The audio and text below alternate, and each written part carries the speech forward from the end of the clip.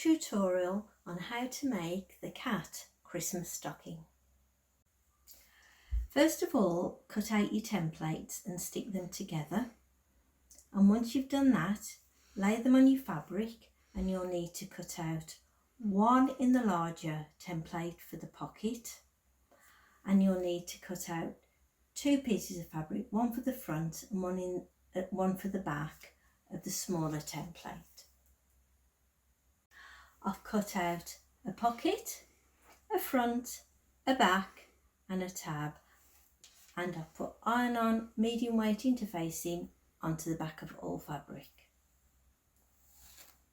Place your tab face down, fold in half and press, open up, and then take that long side and place it on the crease you've just made, and that long edge on the crease you've just made, and then fold it in half and press, and then sew all along there. The tab's now finished. I've sewn along that edge and that edge, and we're just going to put it to one side for later. Making the pocket. Take your pocket piece, fold it in half, wrong sides together, match up all the edges, and then press, and then sew top stitch all along there. Place the pocket that you've just made on top of your fabric, line up all the sides and the bottom, and then clip all the way around. Fold your tab in half and clip there so it's facing in. I'll clip the pocket onto the fabric, and now I'm going to take it to the machine and sew a holding stitch all the way around there, really close to the edge. You won't see these stitches at the end, and remember to do the tab as well at the top.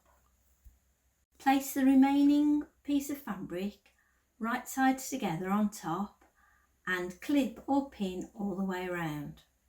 I've clipped it all the way around, and I've left a gap at the bottom 10 centimetres for turning later. Now I'm going to take it to the machine, and I'm going to start there, and I'm going to sew all the way around, all the way, and stop there.